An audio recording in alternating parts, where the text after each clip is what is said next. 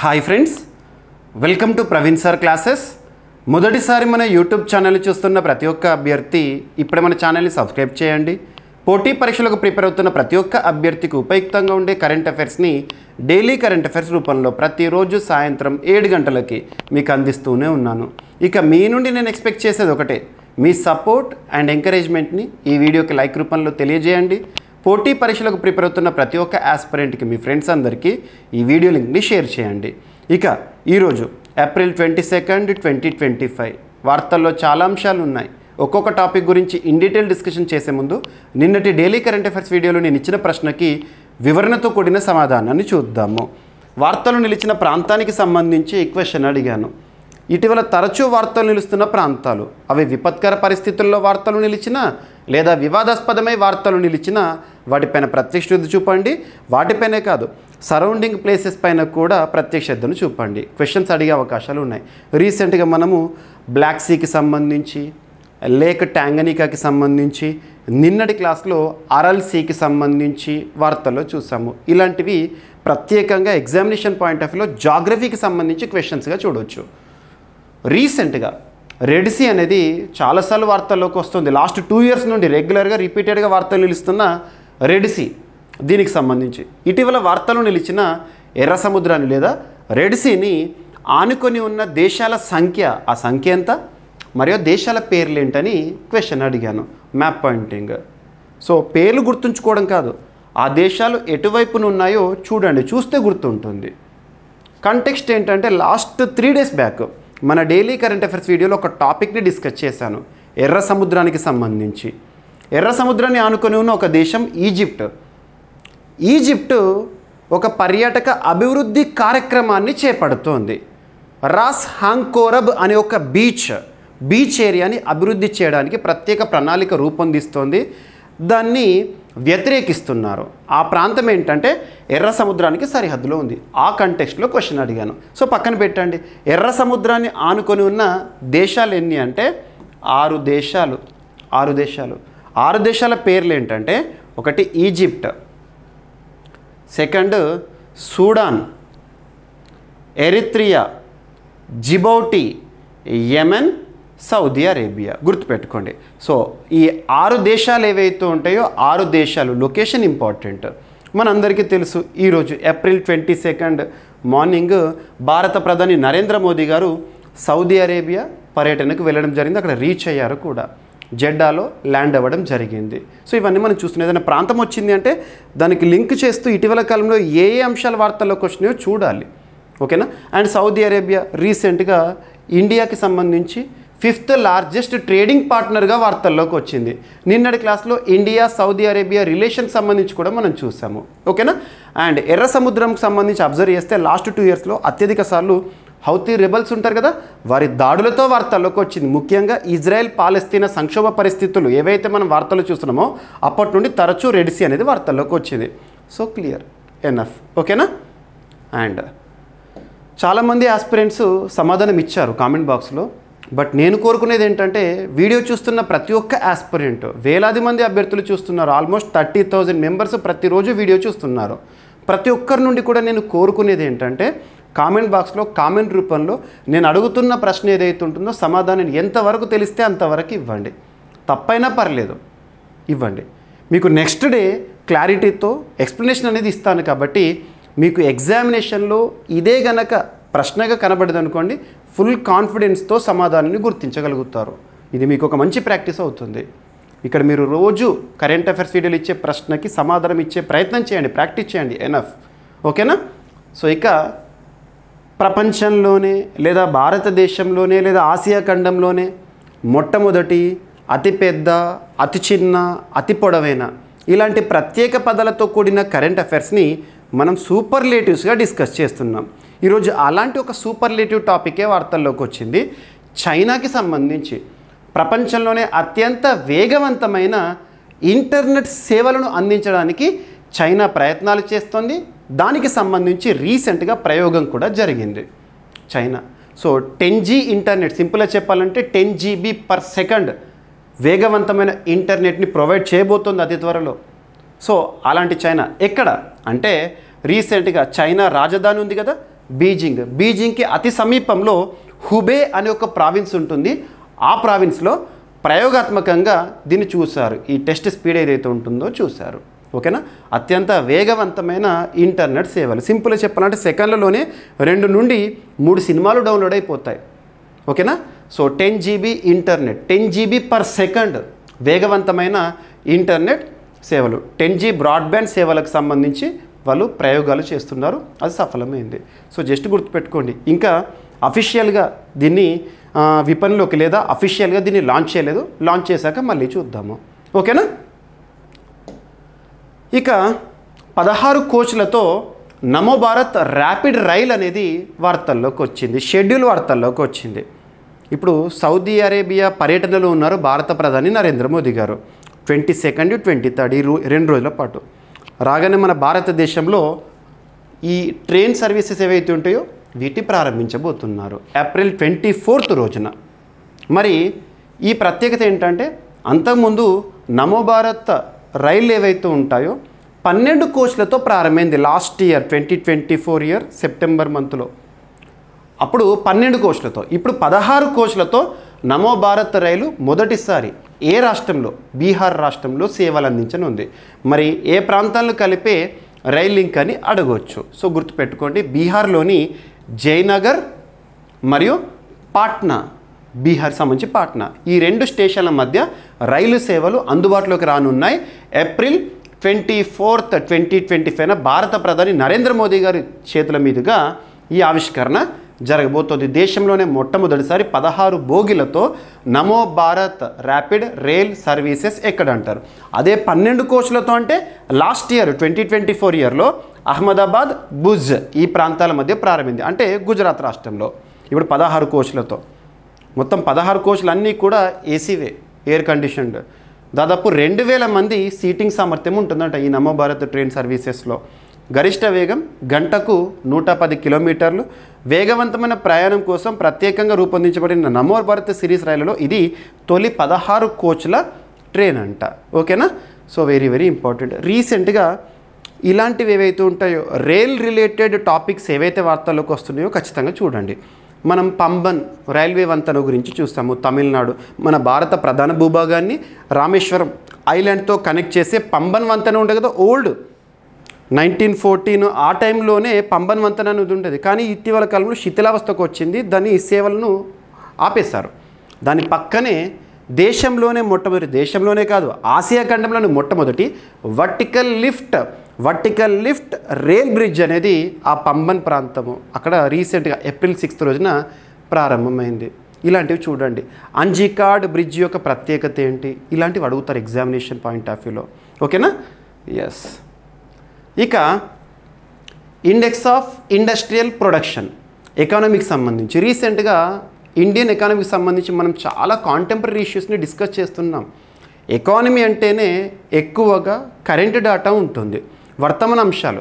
ఎకానమీలో more than 50% వర్తమాన అంశాలు ఉంటాయి. ఉదాహరణకు చెప్తాను, ఈ ఏప్రిల్ 1, 2025 నుండి ఆర్థిక సంవత్సరం ప్రారంభమైంది కదా. ఆర్థిక సంవత్సరం అంటే ఏప్రిల్ 1తో ప్రారంభమవుతుంది, మార్చ్ 31తో ముగుస్తుంది. మరి ఏప్రిల్ 1 నుండి కొన్ని కొత్త వర్గీకరణలు కూడా అమల్లోకి రావడం చూస్తాము. ఎంఎస్ఎంఈ న్యూ క్లాసిఫికేషన్ ఏప్రిల్ 1 నుండి అమల్లోకి వచ్చింది. And Mahatma Gandhi national rural employment guarantee యాక్ట్లో భాగంగా వేతనాలు ఏవైతే ఉంటాయో వాటి యొక్క సవరణ జరిగింది, అది కూడా అమల్లోకి వచ్చింది ఏప్రిల్ 1 నుండి. ఇలాంటివి మనము చూస్తూనే ఉన్నాము. సో ఇక్కడ అబ్జర్వ్ చేస్తే ఇక నుండి ప్రతీ నెల ఎవ్రీ మంత్ కూడా 28న విడుదలవబోతున్నాయట index of industrial production, IIP అని చెప్పేసి. మీరు ప్రెస్ ఇన్ఫర్మేషన్ బ్యూరో చూస్తే తరచూ ఇవి కనబడుతూ ఉంటాయి ఐఐపి గణాంకాల గురించి. సో చాలామంది అభ్యర్థులకు నేను చెప్పేది ఏంటంటే, అందరికీ చెప్పేది ఏంటంటే, PIB press information bureau website అనేది ప్రతిరోజు చూడండి. ఎందుకంటే ఎగ్జామినేషన్ పాయింట్ ఆఫ్ వ్యూలో గవర్నమెంట్కి సంబంధించిన పాలసీస్ కానివ్వండి, ఇనిషియేటివ్స్ కానివ్వండి, వీటి నుండి క్వశ్చన్స్ వస్తాయి కాబట్టి అందులో నుండి కవర్ అవుతాయి. మీకు అన్ని మినిస్ట్రీస్, సో భారతదేశంలో పనిచేస్తున్న అన్ని మంత్రిత్వ శాఖలు ఉంటాయి కదా, కేంద్ర మంత్రిమండలికి సంబంధించి అన్ని మంత్రిత్వ శాఖలకు సంబంధించి ఏ రోజు ఆ రోజు అప్డేట్ వస్తుంది. సో చూడండి, మీకోసం నేను మన డైలీ కరెంట్ అఫైర్స్లో అఫీషియల్ సోర్సెస్ నుండే సమాచారాన్ని సేకరిస్తున్నాను. ఓకేనా, సో ఇక్కడ అబ్జర్వ్ చేస్తే అండ్ వీడియో చూస్తున్న ప్రతి ఒక్క అభ్యర్థి కూడా మనం డెప్త్ కంటెంట్ ఇస్తున్నాం కాబట్టి రాయడానికి సమయం ఎక్కువ పడుతుంది అని చాలామంది ఆస్పిరెంట్స్ చేసిన రిక్వెస్ట్ మేరకి మీకు డైలీ సిఏ కోర్స్ని కూడా ప్రారంభించాను. ఇక్కడ నేను చెప్తున్న టాపిక్స్ ఏవైతే స్క్రిప్ట్ అంతా కూడా మీకు పీడిఎఫ్ రూపంలో అందుబాటులోకి ఉంచాను. మీరు శాంపుల్ కూడా చూడొచ్చు. App link so GVK study circle app ఇప్పటి వరకు ఇన్స్టాల్ చేసుకొని వారు ఎవరైనా ఉంటే ఇన్స్టాల్ చేసుకోండి. యాప్ లింక్ వచ్చేసి ఈ వీడియో కింద కామెంట్ బాక్స్లో ఫస్ట్ కామెంట్లో పిన్ చేస్తాను. లింక్ క్లిక్ చేసి యాప్ ఇన్స్టాల్ చేసుకోండి. అందులో డైలీ సిఏ కోర్సులో నేను ఇక్కడ డైలీ కరెంట్ అఫైర్స్ వీడియో చెప్తున్నాను కదా, దీనికి సంబంధించిన స్క్రిప్ట్ పీడిఎఫ్ రూపంలో ఏదైనా మ్యాప్ పాయింటింగ్ ఉందనుకోండి, ఏదైనా కంట్రీ వార్తల్లోకి వచ్చిందనుకోండి, ఆ మ్యాప్ చూపించుతూ అవన్నీ కూడా ఇస్తున్నాను. అండ్ చదివింది ఎంతవరకు గుర్తుంటుంది అని తెలుసుకోవాలని ఉంటుంది చాలామందికి. సో డైలీ సిఏకి సంబంధించి టెస్ట్లను కూడా కండక్ట్ చేస్తున్నాను. సో మీకు శాంపుల్ కూడా కొన్ని ఫ్రీ కూడా అందులో అందుబాటులో ఉన్నాయి. ఒక 4-5 డేస్కి సంబంధించి చూడొచ్చు. ఓకేనా? So index of industrial production 8 core ఇండస్ట్రీస్కి సంబంధించి సమాచారాన్ని ఇస్తుంది. 8 కోర్ ఇండస్ట్రీస్ అవేంటంటే కోల్ ఒకటి, second crude oil, next natural gas, next refinery products, next fertilisers, next steel, cement, electricity. So ఈ 8 కోర్ ఇండస్ట్రీస్ గుర్తుంచుకోండి. దీనికి సంబంధించిన ఇండెక్స్. ఓకేనా? సో ప్రతి నెల ఇక 28వ తేదీన విడుదలవుతుంది అంట. ఓకేనా? అంతకుముందు 6 వారాల తర్వాత వచ్చే గణాంకాలు ఏవైతే ఉంటే ఇక ప్రతి నెల 28వ తేదీనే రిలీజ్ అవుతాయి. 2 వారాల ముందుకి జరపడం జరిగింది. Ministry of statistics and programme implementation కేంద్ర గణాంక వ్యవహారాల శాఖ వారు ఉంటారు కదా, వారు రిలీజ్ చేస్తారు. సో పారిశ్రామికోత్పత్తి సూచి అంటాం. ఇండెక్స్ ఆఫ్ ఇండస్ట్రియల్ ప్రొడక్షన్ గణాంకాలను ఇకపై ప్రతి నెల 28న విడుదల చేయనున్నట్లు చెప్తున్నారు. పథకాల అమలు మంత్రిత్వ శాఖ, ministry of statistics and programme implementation మంత్రిత్వ శాఖ వారు. సో ఇప్పటి వరకు ఐఐపి గణాంకాలను సమీక్షించదగిన నెల ముగిసిన 6 వారాల తర్వాత అంటే ప్రతి నెల 12న విడుదల చేస్తున్నవారు ఇప్పుడు దాన్ని 2 వారాల ముందుగానే సో నెల ముగిసిన 28వ తేదీ రోజునే రిలీజ్ చేయబోతున్నారంట. గుర్తుంచుకోండి. ఓకేనా? ఇక బేస్ ఇయర్ అంటే ఏంటి? సో 2011-12 మనం బేస్ ఇయర్గా చూస్తూ ఉంటాము. సో ఆ గణాంకాల ఆధారంగానే కొలుస్తూ ఉంటాము. ఓకేనా? So very very important, examination point of వ్యూలో అడగవచ్చు. ఇక అతి చిన్న చిప్ అనేది వార్తల్లోకి వచ్చింది. సింపుల్గా చెప్పాలంటే సూక్ష్మాతి సూక్ష్మమైన చిప్ అని కూడా చెప్పొచ్చు.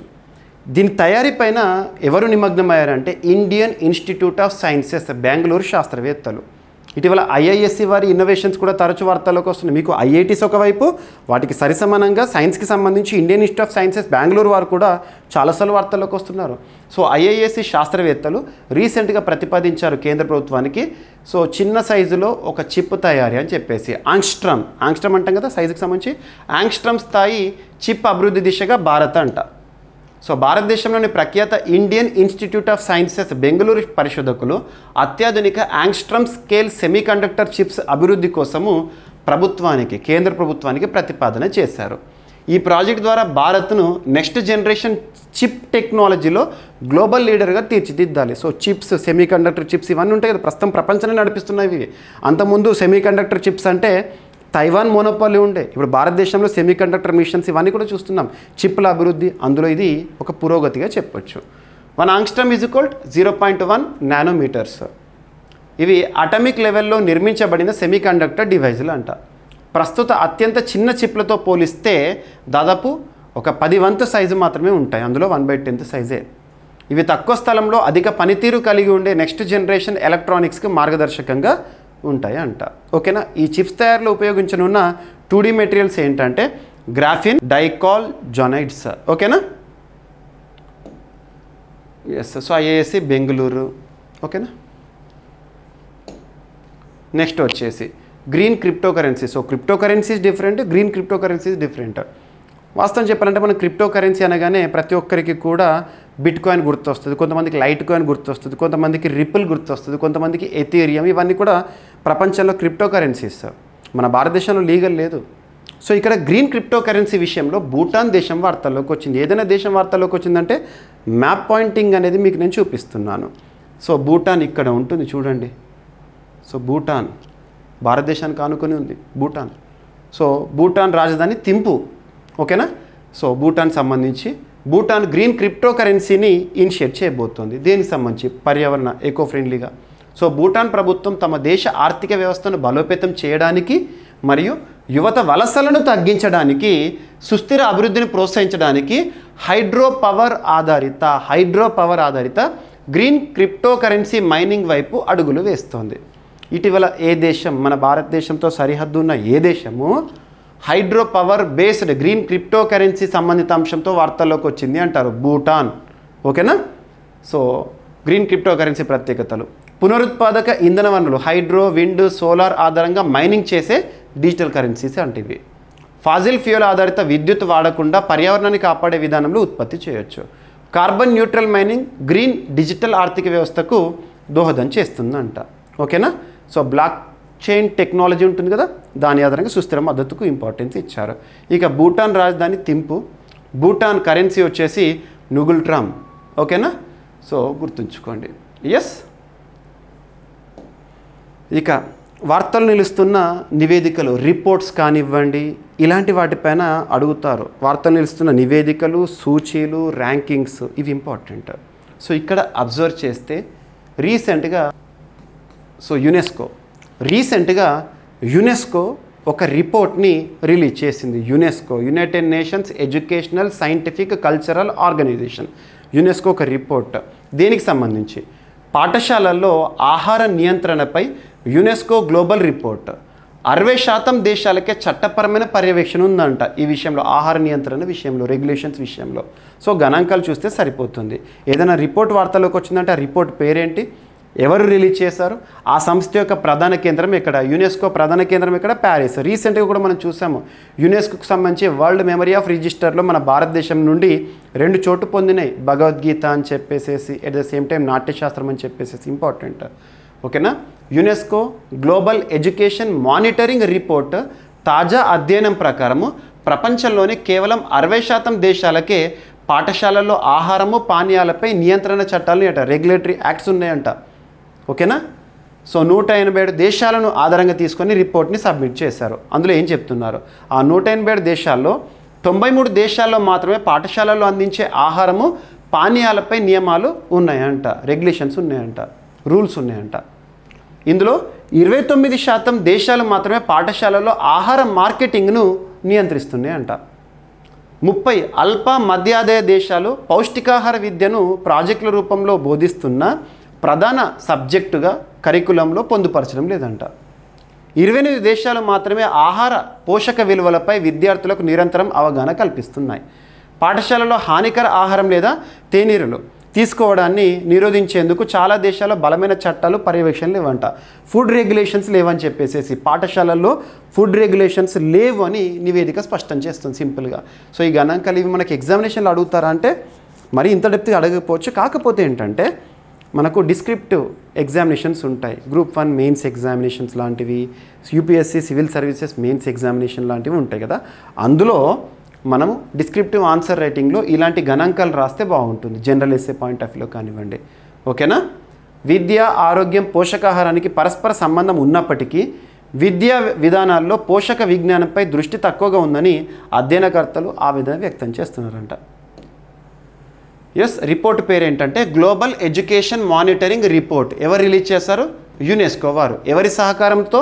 London school of hygiene and tropical medicine వారు రిలీజ్ చేశారు. లక్ష్యం అసలు ఎందుకు రిలీజ్ చేశారంటే విద్యా వ్యవస్థల ద్వారా విద్యార్థుల్లో ఆరోగ్యము, పోషణపై అవగాహన పెంచడం ఉద్దేశము. ఓకేనా? మరి కొన్ని సిఫార్సులు కూడా చేశారు వారు. సో ఇలా ఉంటే బాగుంటుందని సిఫార్సులు ఏంటంటే విద్యా కరికులం, ఎడ్యుకేషనల్ కరికులం ఉంటుంది కదా, అందులో పోషకాహార విద్యను కీలక భాగంగా చేర్చాలంట. పిల్లలకు ఆహార అలవాట్లు డే నైట్ పై లేదంటే పిల్లలకు ఆహార అలవాట్లు లేదా డైట్ తీసుకునే విధానం పైన అవగాహన కల్పించే విధంగా తరగతులు ఏర్పాటు చేయాలంట. హానికర ఆహారాలపై నియంత్రణ చట్టాలు, పర్యవేక్షణ యంత్రాంగం ఏర్పాటు చేయాలంట.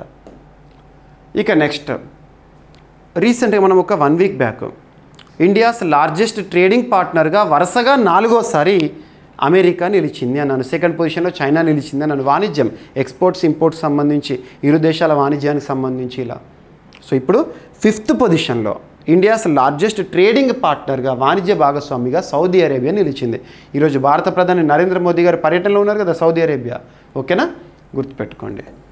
సో 2023-24 ఆర్థిక సంవత్సరంలో సౌదీ అరేబియా భారత్కు 5వ అతిపెద్ద ట్రేడింగ్ పార్ట్నర్గా గుర్తింపు పొందింది. అదే సమయంలో భారత్ సౌదీకి 2వ అతిపెద్ద వాణిజ్య భాగస్వామిగా నిలిచింది. సౌదీకి అయితే ఓకే, మనకైతే సౌదీ 5వ స్థానము, వాళ్ళకైతే మనము 2వ స్థానము. ఓకేనా. సో ఇక్కడ మినిస్ట్రీ ఆఫ్ కామర్స్, భారతదేశంలో వాణిజ్య వ్యవహారాల మంత్రిత్వ శాఖ ఉంటుంది. ఎగుమతులు దిగుమతులకు సంబంధించి గణాంకాలు విడుదల చేస్తూ ఉంటారు. మంత్రిగా ఎవరున్నారంటే పీయూష్ గోయల్ గారు. సో వారి గణాంకాల ప్రకారం భారత్ దిగుమతులు సౌదీ నుంచి ఎంతనట అంటే $31.42 బిలియన్. భారత్ నుంచి ఎగుమతులు సౌదీకి ఎంత అంటే $11.56 బిలియన్. మొత్తం ద్వైపాక్షిక వాణిజ్యం వచ్చేసి $42.98 బిలియన్, అంటే 3.6 లక్షల కోట్లు సుమారుగా. ఓకేనా. సో గుర్తుపెట్టుకోండి. ఎస్. ఇక ఈ క్రమంలో India Middle East Europe corridor project ద్వారా వాణిజ్య మార్గాలు మరింత సులభమవుతాయి. మీకు రీసెంట్గా ఐఎంఈసీ గురించి తరచూ మనం డిస్కస్ చేస్తున్నాం. ఐఎంఈసీ సంబంధించి రీసెంట్గా ఇటలీ విషయంలో వార్తల్లోకి వచ్చింది. ఇవన్నీ కూడా మనం చూస్తున్నాము. ముఖ్యంగా చైనా ఇనిషియేటివ్ ఏదైతుందో బీఆర్ఐకి ఆల్టర్నేటివ్గా ఈ ఐఎంఈసీ అనేది రూపుదిద్దుకుంటోంది. ఓకేనా. సో భారతదేశానికి సంబంధించి top 5 trading partners USA first, second China, third UAE and 4th Russia, next Saudi Arabia అడగవచ్చు. ఓకేనా. సో సౌదీ అరేబియా నుంచి మనం ప్రధానంగా వేటిని ఇంపోర్ట్ చేసుకుంటున్నామంటే క్రూడ్ ఆయిల్, ఎల్పిజి. భారత్ ఏమి ఎగుమతి చేస్తుందంటే ఫార్మాస్యూటికల్స్, ఇంజనీరింగ్ వస్తువులు, ఆహార పదార్థాలు. ఓకేనా. ఇక India Middle East Europe economic corridor ఏదైతే ఉంటుందో భారతదేశము, Saudi Arabia, UAE, Israel, Greece, Europe దేశాల మధ్య నవీకర రవాణా మార్గము బీఆర్ఐకి ప్రత్యామ్నాయం. బీఆర్ అంటే చైనాకి సంబంధించి బెల్ట్ అండ్ రోడ్ ఇనిషియేటివ్కి ప్రత్యామ్నాయంగా ఐఎంఈసీ. మీకు చాలాసార్లు ఎక్స్ప్లెయిన్ చేశాను కాబట్టి ఇక్కడ ఓవరాల్గా చెప్పాను. ఇక మనకు తీసుకునే ఆహారంలో కానివ్వండి, ఫుడ్లో ఏదైతే ఉంటుందో ఆర్సెనిక్ అవశేషాలు ఉన్నాయని చెప్పేసి రీసెంట్గా సైంటిస్టులు చెప్తున్నారు. వాస్తవంగా కొంత ఆహారంలో మైక్రో ప్లాస్టిక్స్ ఇలాంటివి మనం తరచూ చూస్తూ ఉంటాం. సో ప్రస్తుతం ఎలా ఉంది అంటే ప్రపంచంలో చాలా ప్రాంతాల్లో కూడా తీసుకునే ఆహారం కూడా కలుషితం అవుతుంది. కెమికల్స్తో కానివ్వండి, ప్లాస్టిక్స్తో కానివ్వండి. ఇక్కడ అబ్జర్వ్ చేస్తే బియ్యంలో ఆర్సెనిక్ అనేది పెరుగుతోందని వాతావరణ మార్పుల దుష్ప్రభావంపై శాస్త్రీయ హెచ్చరిక జారీ చేస్తున్నారు శాస్త్రవేత్తలు. తాజా శాస్త్రవేత్తల అధ్యయనం ప్రకారము వాతావరణ మార్పుల కారణంగా బియ్యంలో ఆర్సెనిక్ స్థాయిలు పెరుగుతున్నాయి. ఇది క్యాన్సర్కు ముఖ్యమైన కారకాల్లో ఒకటిగా పరిగణించబడుతుందంట. ఈ అధ్యయనం ల్యాన్సెట్ ప్లానిటరీ హెల్త్ జర్నల్లో రీసెంట్గా ప్రచురితమైంది. అధ్యయన ముఖ్యాంశాలు ఏంటంటే ప్రపంచ ఉష్ణోగ్రతలు 2 డిగ్రీల సెల్సియస్ పెరిగితే నేల నిర్మాణంలో మార్పులు వస్తాయంట. సో క్లైమేట్ చేంజ్ వల్ల కార్బన్ డైఆక్సైడ్ స్థాయిలు పెరుగుతాయి. ఈ ప్రభావం వల్ల వరి మొక్కలు నేలలోని ఆర్సెనిక్ను ఎక్కువగా పీల్చుకుంటాయి. ఫలితంగా బియ్యంలో ఆర్సెనిక్ స్థాయి పెరుగుతుంది. సో ఇక్కడ చూడండి ఒక సైకిల్ ఇది. సో ప్రపంచ ఉష్ణోగ్రతలు కనుక 2 డిగ్రీ సెల్సియస్ పెరిగిందనుకోండి, కార్బన్ డైఆక్సైడ్ స్థాయిలు కూడా పెరుగుతాయి. సో నేల నిర్మాణంలో మార్పులు వస్తే కార్బన్ డైఆక్సైడ్ కూడా పెరుగుతుంది. ఈ ప్రభావం వల్ల వరి మొక్కలు ఏవైతే ఉంటాయో, సో ప్యాడీ క్రాప్ ఏదైతే ఉంటుందో భూమి నుండి ఎక్కువగా ఆర్సెనిక్ని పీల్చుకుంటుందంట. ఓకేనా. సో గుర్తుకు పెట్టుకోండి. ఫలితంగా బియ్యంలో ఆర్సెనిక్ స్థాయి పెరుగుతుంది. ఈ ఆర్సెనిక్ ఒక బలవంతమైన టాక్సిన్. అది దీర్ఘకాలికంగా తీసుకుంటే క్యాన్సర్, సింపుల్గా కార్సినోజెనిక్ కూడా. ఇది క్యాన్సర్, మూత్రపిండాల సమస్యలు, గుండె జబ్బులు లాంటి ప్రమాదాలు ఉండే అవకాశం ఉంది. ఆర్సెనిక్ మన శరీరంలో పోతే డేంజర్. 2050 నాటికి ప్రపంచంలో ప్రతి 5గురిలో ఒకరు జీవితంలో కనీసం ఒక్కసారి క్యాన్సర్ బాధిన పడతారని చెప్పేసి అధ్యయనం చెప్తుంది. ఓకేనా. ఇక ఆర్సెనిక్ అంటే ఏంటి? సహజంగా నేల, నీటిలో ఉండే ఒక రసాయనము, హెవీ మెటలాయిడ్. ఆహార పదార్థాల ద్వారా మానవ శరీరంలోకి చేరుతుంది. ఆర్సెనిక్ నేరుగా చేరదు. మనం తీసుకునే ఆహారం ద్వారా అందులో ఆర్సెనిక్ ఉన్నదనుకోండి పోతుంది. భారతదేశంలో ఎక్కువగా ఆర్సెనిక్ సమస్య ఉన్న ప్రాంతాలు ఎక్కడ అంటే వెస్ట్ బెంగాల్, బీహార్, అస్సాం, ఉత్తరప్రదేశ్. నీటిలో అధిక ఆర్సెనిక్ కారణంగా ప్రజారోగ్య సమస్యలు కూడా తలెత్తవచ్చు. ఓకేనా. బియ్యంలో ఆర్సెనిక్, వరి మట్టిలో ఎక్కువ నీరు ఉండే కారణంగా ప్రమాదకరమైన స్థాయిలో బియ్యంలో నిలుస్తుంది. ఓకేనా. And next technology. ఒకప్పుడు మనము సుదూరం ప్రయాణించాలంటే లాంగ్ జర్నీ చేస్తున్నప్పుడు టోల్ గేట్స్ అనేవి చూసేవాళ్ళం. టోల్ గేట్స్లో మనం వెహికల్ ఆపగానే వాళ్ళు ఎవరైతే ఉంటారో టోల్ని కలెక్ట్ చేసేవాళ్ళు, డబ్బులు తీసుకునేవారు, మనకు ఒక రిసిప్ట్ ఇచ్చేవారు. ఇప్పుడు అదంతా మారిపోయింది. ఫాస్టాగ్ వచ్చేసింది. టోల్ గేట్ దగ్గర ఆగితే సరిపోతుంది, విదిన్ సెకండ్స్లోనే మనకి స్కాన్ అవుతుంది. మనకి ఏదైతే ఫాస్టాగ్ స్టిక్కర్ ఉంటుందో దానిలో స్కాన్ అయిపోతుంది. మన అమౌంట్ ఏదైతే ఉంటుందో మన అకౌంట్ నుండి అమౌంట్ అనేది కట్ అయిపోతుంది. ఇది చూస్తున్నాం. ఇంకా కూడా టెక్నాలజీ అడ్వాన్స్ అయిపోతుంది. ఎలా అంటే ఫాస్టాగ్ ఇప్పుడు మనం ఏం చేస్తున్నాం, వెహికల్ని టోల్ గేట్ దగ్గర ఆపుతున్నాము. కానీ ఇంకా కూడా ఏంటంటే ఆపాల్సిన అవసరం లేదు. జస్ట్ మనం వెళ్ళే మార్గంలోనే ఎటువంటి స్టాప్ లేకుండానే మనకు టోల్ కలెక్ట్ చేసే ఒక విధానము. మే 1 నుండి అమల్లోకి వస్తుందని చాలా రోజుల నుండి వార్తాపత్రికల్లో కానివ్వండి ఒక అన్అఫిషియల్ లీకేజ్ అనేది చూసాము. కానీ మే 1 నుండి ఈ సిస్టమ్ వచ్చే అవకాశాలు లేవని చెప్పేసి స్పష్టమవుతుంది. ఆ సిస్టమ్ ఏంటంటే ఆటోమేటిక్ నంబర్ ప్లేట్ల రికగ్నిషన్ విధానము. Automatic number plate recognition system. Automatic number plate recognition system అనేది మే 1 నుండి అమలు చేయడంపై ఇంకా ఎలాంటి నిర్ణయం తీసుకోలేదని ministry of roadways and highways వారు చెప్పడం జరిగింది. సో ఇక్కడ అబ్జర్వ్ చేస్తే నితిన్ గడ్కరీ గారు ఉన్నారు. ప్రస్తుతం భారతదేశంలో ఈ మంత్రిత్వ శాఖకి నితిన్ గడ్కరీ గారు ఉన్నారు. ఇక్కడ ఒక ఎక్స్ట్రా ఇన్ఫర్మేషన్ సందర్భం వచ్చింది కాబట్టి యాడ్ చేస్తున్నాను, ఎందుకంటే సపరేట్గా డిస్కస్ చేసేది ఏం కాదు. నిన్న ఒకానొక సందర్భంలో ఒకానొక స్పీచ్లో కేంద్ర మంత్రి నితిన్ గడ్కరీ గారు ఒక స్టేట్మెంట్ ఇచ్చారు. మనం కామన్గా వెహికల్స్ నడిపేటప్పుడు హారన్స్ ఉంటాయి కదా, రకరకాల సౌండ్స్ ఉంటాయి హారన్. మరి ఇప్పుడు రానున్న రోజుల్లో ఒక ప్రత్యేక విధానాన్ని తీసుకొస్తాం, అవసరమైతే చట్టమైనా చేస్తాము.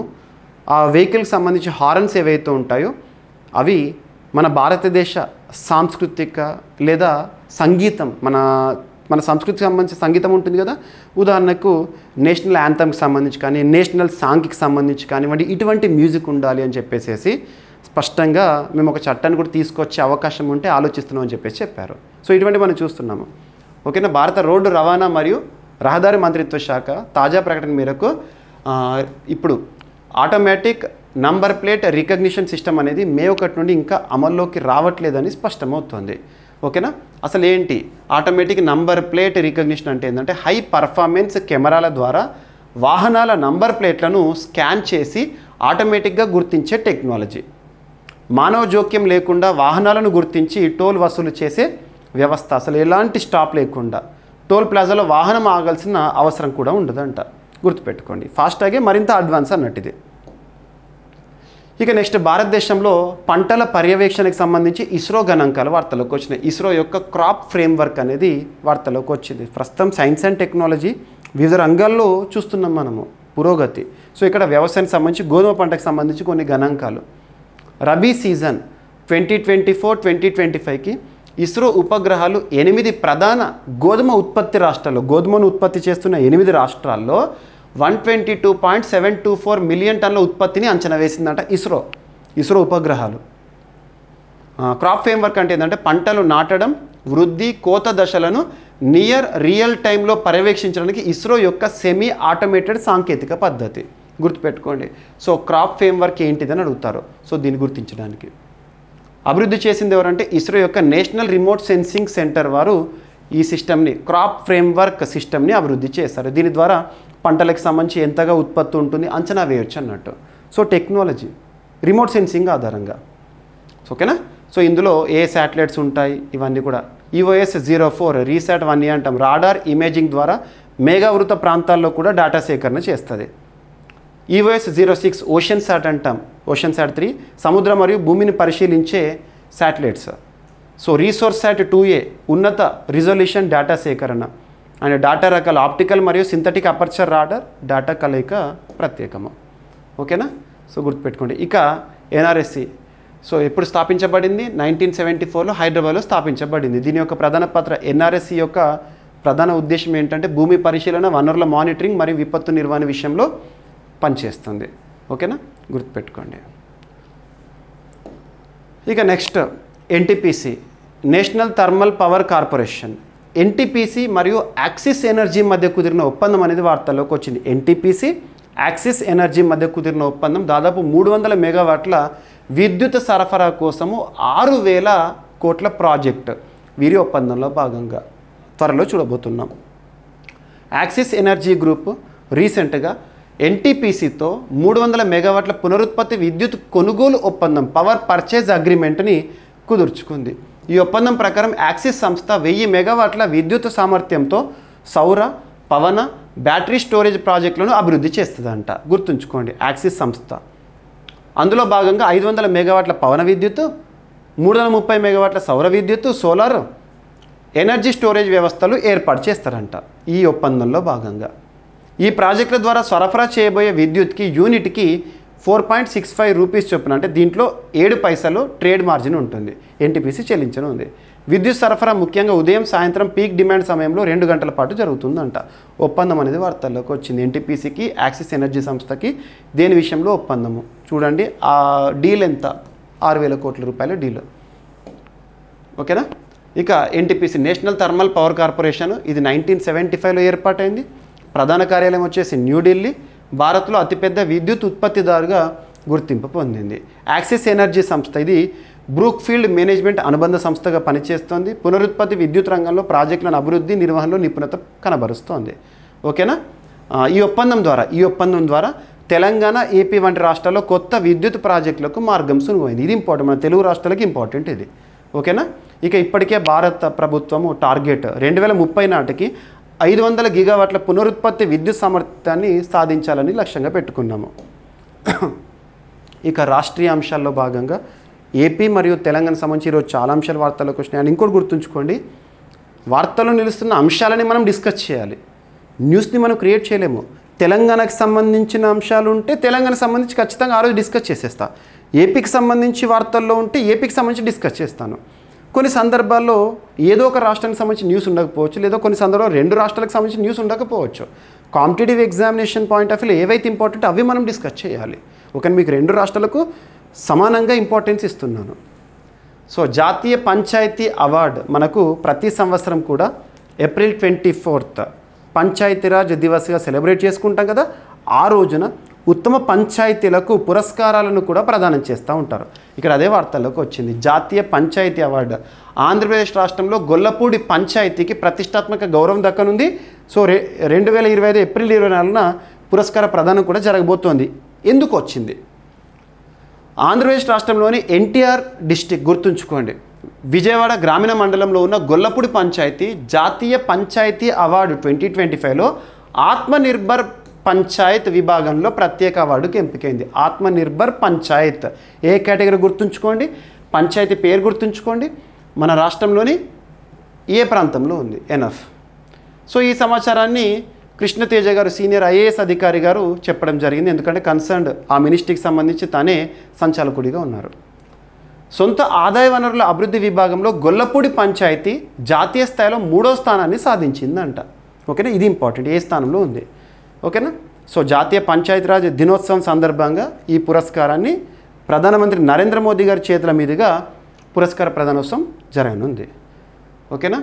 జాతీయ పంచాయతీ అవార్డు కేంద్ర పంచాయతీరాజ్ మంత్రిత్వ శాఖ ప్రతి సంవత్సరం దేశవ్యాప్తంగా ఉత్తమ పనితీరు చూపించిన పంచాయతీలకు ఇచ్చే గౌరవము. మనకు పంచాయతీ రాజ్ అనేది రాజ్యాంగబద్ధం. 73rd కాన్స్టిట్యూషనల్ అమెండ్మెంట్ ఆర్టికల్ 40 రాజ్యాంగబద్ధం అయిపోయింది మనకి. ఆర్టికల్ 40 గుర్తుంచుకోండి. షెడ్యూల్ 11 ఆఫ్ ఇండియన్ కాన్స్టిట్యూషన్, అందులో 29 పవర్స్ పంచాయతీలకు ఇచ్చారు. ఓకేనా. ఎస్. మరి ఏ విభాగాల్లో పురస్కారాలు పంచాయతీలను ఎంపిక చేస్తారట అంటే సామాజిక న్యాయం, స్వయం ఆదాయం, ఆత్మనిర్భరత అండ్ గ్రామీణ పారిశుద్ధ్యం, డిజిటల్ పాలన, ఆత్మనిర్భర్ పంచాయత్ మొదలైనవి. ఓకేనా. ఇక నెక్స్ట్ ఇంకొక పంచాయతీ తెలంగాణకు సంబంధించి కూడా వార్తల్లోకి వచ్చింది. అదేంటంటే మాల్. సో మాల్ పంచాయతీకి జాతీయ గౌరవం సేమ్ ఏప్రిల్ 24, 2024 రోజున పురస్కారం దక్కనుంది. సో ఆత్మనిర్భర్ పంచాయతీ అవార్డు కైవసం చేసుకుంది తెలంగాణ నుండి మాల్ పంచాయతీ. ఇది ఎక్కడ ఉంది? తెలంగాణ రాష్ట్రం రంగారెడ్డి జిల్లా యాచారం మండలంలోని మాల్ పంచాయతీ 2025 జాతీయ పంచాయతీ అవార్డులో ఆత్మనిర్భర్ పంచాయతీ ప్రత్యేక విభాగంలో స్పెషల్ కేటగిరీలో పురస్కారము. ఈ అవార్డుతో పాటు ₹1,00,00,000 ప్రోత్సాహక బహుమతి కూడా లభించనుందంట. ఓకేనా. సో గుర్తుపెట్టుకోండి. కేంద్ర గ్రామీణాభివృద్ధి మంత్రిత్వ శాఖ 19 అంశాల ప్రగతిపై దరఖాస్తులు ఆహ్వానించగా రాష్ట్ర ప్రభుత్వం మాల్ పంచాయతీని ఎంపిక చేసింది. ఓకేనా, గుర్తుపెట్టుకోండి. ఎస్. ఇక next Adilabad district collector. Telangana రాష్ట్రంలో ఆదిలాబాద్ డిస్టిక్ కలెక్టర్గా ప్రస్తుతం విధులు నిర్వర్తిస్తున్న రాజర్షి షా గారు, తనకు ఒక అరుదైన గౌరవం మనందరికీ తెలుసు. నిన్నటి క్లాస్లో మీకు డిస్కస్ చేశాను. ప్రతి సంవత్సరం కూడా ఏప్రిల్ 21 సివిల్ సర్వీసెస్ డే అని చెప్పేసి, ముఖ్యంగా ఐఏఎస్ అధికారులను గుర్తించడం ఇవన్నీ కూడా జరుగుతాయని చెప్పేసి. సో నిన్నటి ప్రత్యేక దినోత్సవం రోజున భారత ప్రధాని నరేంద్ర మోదీ గారి చేతుల మీదుగా రాజర్షి షా ఆదిలాబాద్ ప్రస్తుత కలెక్టర్ పురస్కారాన్ని స్వీకరించారు. అరుదైన గౌరవం దక్కింది. ఎందుకు? మరి తను చేసిన అద్భుతమైన పనితీరు ఏంటంటే ఆదిలాబాద్ జిల్లా కలెక్టర్ రాజర్షి షా దేశవ్యాప్తంగా పరిపాలన రంగంలో అడ్మినిస్ట్రేషన్ విభాగం, ఇండియన్ అడ్మినిస్ట్రేటివ్ సర్వీసెస్ కదా, సో పరిపాలన రంగంలో అత్యుత్తమ సేవలు అందించినందుకు ప్రధానమంత్రి ప్రజాస్వామ్య పరిపాలన ఉత్తమ పురస్కారం 2024కు ఎంపికయ్యారు. 2025లో పురస్కారం ఇచ్చారు. అంటే లాస్ట్ ఇయర్ని కదా కేటగిరీ తీసుకునేది. ఈ పురస్కారాన్ని ప్రధాని నరేంద్ర మోదీ గారి చేతుల మీదుగా నిన్నటి రోజున స్వీకరించారు. పురస్కారం దక్కిన ప్రాజెక్ట్ ఏంటంటే నార్నూర్ మండలం బ్లాక్ ఆస్పిరేషనల్ ప్రోగ్రామ్కి ప్రత్యేకంగా గుర్తింపు. నార్నూర్ టాప్ 5 ఆస్పిరేషనల్ బ్లాక్లలో ఒకటిగా ఎంపికైంది. 426 ఆస్పిరేషన్ బ్లాకుల మధ్య నార్నూర్ కీలక స్థానంలో నిలిచిందంట. మరి రాజర్షి షా నేతృత్వంలో అమలైన ముఖ్య కార్యక్రమాలు ఏంటంటే ఆ డిస్టిక్లో క్షేత్రస్థాయిలో పునరుద్ధరణ కార్యక్రమాలకు పునాదులు వేశారు, సేంద్రియ వ్యవసాయానికి రైతులను ప్రోత్సహించారు, సో ఆర్గానిక్ ఫార్మింగ్, న్యాచురల్ ఫార్మింగ్కి, స్థిర ఆదాయ పంటల అభివృద్ధి విషయంలో తను కీలక చొరవ తీసుకున్నారు. నీటి కుంటలు, చెక్ డ్యాంల ద్వారా జలవనరుల అభివృద్ధి, అనీమియా నివారణకు గర్భిణులు మరియు బాలలకు పౌష్టికాహారానికి ఏర్పాట్లు చేశారు. మహిళా స్వయం సహాయక సంఘాలకు బ్యాంక్ లింకేజ్ ద్వారా రుణాల పంపిణీ విషయంలో చొరవ తీసుకున్నారు. డిజిటల్ బోర్డులతో తరగతులతో టెక్నాలజీ ప్రవేశం చేశారు. గుర్తుంచుకోండి, ఓకేనా. సో ప్రతి ఏటా కూడా civil services day April 21 civil service డేని 2006 నుండి మనము జరుపుకుంటున్నాము అధికారికంగా, ఓకేనా. ఇక తెలంగాణకు సంబంధించిన అంశము, రామగుండంలో 25 ఏళ్ల క్రితమే మరుబని ప్రాజెక్ట్ అనేది చొరవ తీసుకుంది, కానీ ప్రాజెక్ట్ అనేది అమలులోకి రాలేదు. అప్పుడు వివిధ కారణాల వల్ల వాళ్ళు పెట్టుబడులు పెట్టడం అనేది వెనుకడుగు వేశారు. మళ్ళీ అదే మరుబని ప్రాజెక్ట్ అనేది రామగుండం విషయంలో తెలంగాణకి రాబోతోంది. దాదాపు 25 ఏళ్ళ తర్వాత అనుకోండి. ప్రస్తుతం తెలంగాణ రాష్ట్ర ముఖ్యమంత్రి రేవంత్ రెడ్డి గారు జపాన్ పర్యటన ఉన్నారు కదా, ఆ పర్యటనలో జరుగుతున్న విషయాలను ప్రతిరోజు మనం డిస్కస్ చేస్తున్నాం. నిన్నటి క్లాస్లో, మొన్నటి క్లాస్లో. ఇక్కడ మరుబని ప్రాజెక్ట్ అనేది చూడండి. సో జపాన్కు చెందిన ప్రముఖ సంస్థ మరుబెనితో తాజాగా తెలంగాణ ప్రభుత్వం 1000 కోట్ల రూపాయల పెట్టుబడులతో హైదరాబాద్ ఫ్యూచర్ సిటీలో నెక్స్ట్ జనరేషన్ ఇండస్ట్రియల్ పార్క్ ఏర్పాటు చేసేందుకు ఒప్పందం చేసుకున్న విషయం మనకు తెలిసిందే. కానీ ఇప్పుడు గుర్తు చేసుకుంటున్నాం. అయితే ఇదే సంస్థ 25 ఏళ్ల క్రితం రామగుండంలో బీపీఎల్ విద్యుత్ ప్రాజెక్ట్ కోసం కూడా ముందుకు వచ్చింది, కానీ పరిస్థితుల కారణంగా వెనుకడుగు వేయడం జరిగింది అప్పుడు, ఓకేనా. అదే మరుబని సంస్థ. ఇటీవల వార్తల్లోకి వచ్చిన మరుబని సంస్థ ఏ దేశానికి సంబంధించింది? జపాన్కి సంబంధించి. ఎందుకు ఇప్పుడు వార్తల్లోకి వచ్చింది? హైదరాబాద్ ఫ్యూచర్ సిటీకి సంబంధించి పెట్టుబడులు 1000 కోట్ల రూపాయలు, ఓకేనా. ఇప్పుడు ప్రాజెక్ట్ వచ్చేసేసి next generation industrial park future city హైదరాబాద్లో ఏర్పాటు చేస్తారంట. 1000 కోట్ల రూపాయల పెట్టుబడి. లక్ష్యం వచ్చేసి electronics, aerospace, defence, precision engineering రంగాల్లో వృద్ధికి తోడ్పాటిస్తారంట. దాదాపు ప్రత్యక్షంగా పరోక్షంగా 30,000 ఉద్యోగ అవకాశాలు ఉంటాయంట. ఇక ఆంధ్రప్రదేశ్ రాష్ట్రానికి సంబంధించి ప్రస్తుతం రాజధాని నిర్మాణం జరుగుతుంది కదా, ఏపీకి రాజధాని అమరావతి. సో లాస్ట్ 2024 సంవత్సరం కంటే ముందు ఏపీ రాజధాని ఏంటని చెప్తే ఎవరికి సమాధానం తెలిసేది కాదు. కానీ ఇప్పుడు ఏపీకి రాజధాని అఫీషియల్గానే ఇక అమరావతి. అభివృద్ధి కార్యక్రమాలు చూస్తున్నాం, దానికి సంబంధించి ప్రపంచ బ్యాంక్ రుణాలు విడుదల ఇవన్నీ కూడా మనం డిస్కస్ చేస్తున్నాం. మరి ఈ రాజధాని మనకు అందరికీ తెలుసు, రాష్ట్ర ముఖ్యమంత్రి చంద్రబాబు నాయుడు గారు విజనరీ లీడర్గా గుర్తింపు పొందారు. భవిష్యత్తుని దృష్టిలో ఉంచుకొని అభివృద్ధి వైపు అడుగులు వేయడంలో తను చాలా నేర్పరి. మరి అటువంటిది అమరావతిలో మొత్తం కూడా రెన్యూవబుల్ ఎనర్జీకి ఇంపార్టెన్స్ ఇస్తూ, సింపుల్గా చెప్పాలంటే శుద్ధ పునర్వినియోగ విద్యుత్తుతో నడిచే ప్రపంచపు తొలి నగరంగా మారనున్న అమరావతి. అమరావతి మొత్తం కూడా రెన్యూవబుల్ ఎనర్జీకే ఇంపార్టెన్స్ ఇస్తారంట. సో గ్రీన్ ఎనర్జీ ఆధారంగానే రాజధాని నిర్మాణము. ఆంధ్రప్రదేశ్ రాజధాని ప్రణాళికలో కీలకమైన అడుగు ఇది. అమరావతి నగరాన్ని పూర్తిగా పునరుత్పత్తి శక్తితో నడిచే ప్రపంచపు తొలి నగరంగా అభివృద్ధి చేయాలనే లక్ష్యంతో ఆంధ్రప్రదేశ్ ముందడుగు వేసింది. ఈ ప్రాజెక్టును ముఖ్యమంత్రి నారా చంద్రబాబు నాయుడు గారు అభివృద్ధి దృష్టితో రూపుదిద్దనున్నారు. రీసెంట్గా ఏపీకి సంబంధించి చాలా విషయాల్లో ముఖ్యమంత్రి గారి చొరవను చూస్తున్నాము. P4 రాష్ట్రాన్ని పేదరిక నిర్మూలన రాష్ట్రంగా మార్చడానికి P4 విధానం అనేది చూస్తున్నాం. బంగారు కుటుంబం ఎంపిక March 30th రోజు మనం డిస్కస్ చేశాము. మరి P4కి సంబంధించి కార్యాచరణకి కూడా చైర్మన్గా చంద్రబాబు నాయుడు గారు ఉన్నారు, ఓకేనా. అండ్ ఇది క్లీన్ ఎనర్జీ, పర్యావరణ అనుకూల నగరీకరణ లక్ష్యాల కోసం భారత్ ఇచ్చిన అంకిత భావానికి అనుగుణంగా ఉంటుందంట. విజయవాడ, గుంటూరు మధ్య నిర్మాణం కొనసాగుతున్న అమరావతి భవిష్యత్ తరాలకు పీపుల్స్ క్యాపిటల్గా ఉండేలా శుద్ధ శక్తిపై ఆధారపడి పర్యావరణ అనుకూల నగర మోడల్గా రూపుదిద్దుకుంటుందంట. సో రెన్యూవబుల్ ఎనర్జీ ఆధారంగానే రాజధాని నిర్మాణం. సింపుల్గా అక్కడ మొత్తం కూడా రెన్యూవబుల్ ఎనర్జీ. ఇక అంగన్వాడీలకు గ్రాట్యుయిటీ అమలు చేసిన దేశంలోనే 3వ రాష్ట్రంగా ఆంధ్రప్రదేశ్ వార్తల్లోకి వచ్చింది. ఆంధ్రప్రదేశ్ రాష్ట్రం. మరి అంతకుముందు 2 రాష్ట్రాలు ఏంటో కూడా మనం చూడాలి, ఓకేనా. అంగన్వాడీకి సంబంధించి మనం ఆర్టికల్ 45కి లింక్ చేసుకోవచ్చు. ఆర్టికల్ 45. సో ఇక్కడ అబ్జర్వ్ చేస్తే కర్ణాటక, గుజరాత్ అంతకుముందు 2 రాష్ట్రాలు, వాటి తర్వాత ఆంధ్రప్రదేశ్ దేశంలో 3వ రాష్ట్రము వేటి విషయంలో అంగన్వాడీలకు గ్రాట్యుయిటీని అమలు చేసిన 3వ రాష్ట్రంగా వార్తల్లోకి వచ్చింది. ఓకేనా, గుర్తుపెట్టుకోండి. ఒకప్పుడు 4,200 రూపాయల జీతాన్ని 10,500 రూపాయలకు పెంచిన ఘనత ప్రస్తుత రాష్ట్ర ప్రభుత్వాన్ని అని చెప్పేసి డ్వాక్రా సాధికార కమిటీ అధ్యక్షులు చెప్పడం జరిగింది. ఓకేనా, గ్రాట్యుయిటీ అంటే ఏంటంటే ఇది ఉద్యోగి సేవలకు గౌరవంగా ప్రభుత్వం చెల్లించే పదవీ విరమణ బెనిఫిట్. సో ఒక ఉద్యోగి రిటైర్ అయ్యేటప్పుడు గ్రాట్యుయిటీ ఇస్తారు కదా, సేమ్ అలాంటిదే. ఎక్కువగా ప్రభుత్వ రంగ ఉద్యోగులకు వర్తించే ఈ ప్రయోజనం ఇప్పుడు అంగన్వాడీ ఉద్యోగులకు అందించడం అనేది అరుదైన గౌరవము. ఓకేనా, సో ఇక అంగన్వాడీ 1975 ఇంటిగ్రేటెడ్ చైల్డ్ డెవలప్మెంట్ సర్వీసెస్లో భాగంగా ప్రారంభమైంది. చిన్నారుల పోషణ, ఆరోగ్యం, ప్రాథమిక విద్య వీరి బాధ్యతలు. ఓకేనా, ఇక వార్తల్లో వ్యక్తి. సో పోప్ ఫ్రాన్సిస్ గారు కన్ను మూస్తూ వార్తల్లోకి వచ్చారు.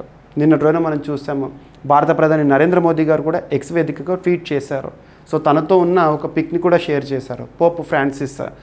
ఓకేనా, క్యాథలిక్ మత పెద్ద పోప్ ఫ్రాన్సిస్ ఏప్రిల్ 21 నిన్న రోజున వాటికన్ సిటీలోని తన నివాసంలో తుది శ్వాస విడిచారు. ఆయన వయస్సు 88 సంవత్సరాలు. తీవ్ర అనారోగ్య సమస్యలతో కొంతకాలంగా పోప్ ఫ్రాన్సిస్ బాధపడుతున్నారు. ఇటీవల ఈస్టర్ వేడుకల్లో పాల్గొన్నారు కూడా. తను అనారోగ్యం మరియు వృద్ధాప్య సమస్యల కారణంగా మరణించారు. తన పేరేంటి, అసలు పేరేంటి? పోప్ ఫ్రాన్సిస్ అసలు పేరేంటంటే జార్జ్ మ్యారియో బెర్గోగ్లియో. పుట్టిన తేదీ 1936 డిసెంబర్ 17. ఎక్కడ జన్మించారంటే అర్జెంటీనాలోని బ్యూనస్ ఎయిర్స్, అర్జెంటీనా రాజధాని. ఓకేనా, గుర్తుపెట్టుకోండి. 2013 మార్చి 13 రోజున తను పోప్గా ఎన్నికవడం జరిగింది. 266th పోప్గా. మరి 267th పోప్ ఎవరనేది ఇక చూడాలి అఫీషియల్గా. అమెరికా ఖండం నుంచి, అంటే అమెరికా అంటే ఉత్తర అమెరికా, దక్షిణ అమెరికా ఖండం నుంచి పోప్గా నియమితులైన తొలి వ్యక్తిగా చరిత్రలో నిలిచారు తను. ఓకేనా, సో గుర్తుపెట్టుకోండి. నెక్స్ట్, సౌదీ గ్రాండ్ ప్రీ విజేతగా. సో మనం ఫార్ములా 1 రేస్ల గురించి తరచు చూస్తున్నాం కదా. రీసెంట్గా ముగిసిన సౌదీ అరేబియా వేదికగా ముగిసిన గ్రాండ్ ప్రీ విజేతగా మెక్లారెన్ డ్రైవర్ ఆస్కార్ పియాస్ట్రీ ఇటీవల తరచు చూస్తున్నాం. ఆస్ట్రేలియాకు చెందిన ఫార్ములా 1 రేసర్. ఓకేనా, మెక్లారెన్ డ్రైవర్ విజేతగా నిలిచాడు. ఓకేనా, ఇక ఈరోజు ప్రశ్న ప్రతి ఒక్క నుండి కూడా సమాధానాన్ని కోరుకుంటున్నాను. ఇటీవల వార్తలు నిలిచిన సిప్రీ రిపోర్ట్ 2020-2024 ప్రకారం ప్రపంచంలో ఆయుధ దిగుమతిలో మరియు ఆయుధ ఎగుమతిలో మొదటి 3 స్థానాల్లో ఉన్న దేశాలు ఏంటి? ఇక్కడ ప్రశ్నలో 2 ప్రశ్నలు సింపుల్గా. సో సిప్రీ రిపోర్ట్ పైన క్వశ్చన్ లేకుండా క్వశ్చన్ పేపర్ ఉండదు. అంతర్జాతీయ స్థాయిలో రక్షణ రంగానికి సంబంధించిన నివేదికలు ఇది ఇంపార్టెంట్. సో ప్రతి ఒక్కరు మీకు ఎంతవరకు తెలిస్తే అంతవరకు సమాధానాన్ని కామెంట్ బాక్స్లో పోస్ట్ చేయండి, తప్పైనా పర్లేదు. ఓకేనా, ఇక ఈరోజు టాపిక్స్ని క్విక్ రివిజన్ చేస్తే, సో వేగవంతమైన ఇంటర్నెట్ సేవలతో చైనా అండ్ 16 కోచ్లతో నమభారత్ ర్యాపిడ్ రైలు ఏప్రిల్ 24న ప్రారంభం కాబోతోంది. అండ్ ఇకపై ప్రతి నెల 28వ తేదీనే ఐఐపి గణాంకాలు విడుదలవుతాయంట. అండ్ యాంగ్స్ట్రమ్ స్థాయి చిప్ అభివృద్ధి దిశగా భారత్ పయనం. అండ్ ప్రతిపాదించిన సంస్థ IISc Bengaluru. Next, Bhutan green crypto currency అనే అంశం వార్తల్లోకి వచ్చింది. నెక్స్ట్, పాఠశాలలో ఆహార నియంత్రణపై యునెస్కో గ్లోబల్ రిపోర్ట్ విడుదలైంది. అండ్ భారత్కి 5వ అతిపెద్ద వాణిజ్య భాగస్వామిగా సౌదీ అరేబియా నిలిచింది. అండ్ సో బియ్యంలో ఆర్సెనిక్ పెరుగుతోందని చెప్పేసి శాస్త్రీయ పరిశోధన Lancet report. And automatic number plate recognition విధానం అనేది మే 1 నుండి అమల్లోకి రావట్లేదని చెప్పేసి అంశము. అండ్ భారతదేశంలో పంటల పర్యవేక్షణ ఇస్రోకి సంబంధించి క్రాప్ ఫ్రేమ్వర్క్ గణాంకాలు. అండ్ ఎన్టీపీసీతో యాక్సిస్ ఎనర్జీ ఒప్పందం విలువ ఏంటి, ప్రత్యేకత ఏంటి. అండ్ గ్రామ పంచాయతీల్లో ఆంధ్రప్రదేశ్ సంబంధించి గొల్లపూడి పంచాయతీ వార్తలకు వచ్చింది. తెలంగాణకు సంబంధించి రంగారెడ్డిలోని మాల్ పంచాయతీ వార్తల్లోకి వచ్చింది. మరియు ఒక కలెక్టర్ ఉత్తమ సేవలకు గాను పురస్కార గ్రహీత వార్తల్లోకి వచ్చారు, ప్రధానమంత్రి చేతుల మీదుగా రాజర్షి షా గారు. అండ్ రామగుండంలో 25 ఏళ్ల క్రితమే మరుబని ప్రాజెక్ట్ మరొకసారి గుర్తొచ్చింది ఇక్కడ. సో ప్రస్తుతం మరుబని అనే కంపెనీ ఫ్యూచర్ సిటీ అభివృద్ధిలో కీలకం. అండ్ అమరావతిని శుద్ధ పునర్వినియోగ విద్యుత్తో నడిచే ప్రపంచపు తొలి నగరంగా మారుస్తానంటున్న చంద్రబాబు నాయుడు గారు. అండ్ అంగన్వాడీలకు గ్రాట్యుటీ ఇచ్చిన దేశంలోనే 3వ రాష్ట్రంగా కర్ణాటక, గుజరాత్ రాష్ట్రాల తర్వాత ఆంధ్రప్రదేశ్. అండ్ పోప్ ఫ్రాన్సిస్ కన్నుమూస్తూ వార్తల్లోకి వచ్చారు. సౌదీ గ్రాండ్ ప్రీ విజేతగా ఆస్కార్ పియాస్ట్రీ గారు. అండ్ లాస్ట్ ప్రశ్న, ఇటీవల వార్తలు నిలిచిన సిప్రీ రిపోర్ట్ 2020-2024 ప్రకారం ప్రపంచంలో ఆయుధ దిగుమతిలో అండ్ ఎగుమతిలో మొదటి 3 స్థానాల్లో ఉన్న దేశాలు ఏంటి? సో ప్రతి ఒక్కరు కూడా సమాధానం ఇవ్వండి. వీడియోని లైక్ చేయండి, మీ ఫ్రెండ్స్ అందరికీ వీడియో లింక్ని షేర్ చేయండి. వేలాది మంది అభ్యర్థులు చూస్తున్నారు. సో ప్రతి ఒక్కరు కూడా మీరు నాకు ఇచ్చే ఎంకరేజ్మెంట్ సపోర్ట్ ఏంటంటే వీడియోకి లైక్. ఓకేనా? సో మళ్ళీ ఏమైనా మిస్లేనియస్ టాపిక్స్ ఉంటే రేపటి వీడియోస్తో కలిసి డిస్కస్ చేద్దాము. మళ్ళీ కలుద్దాం. Thank you.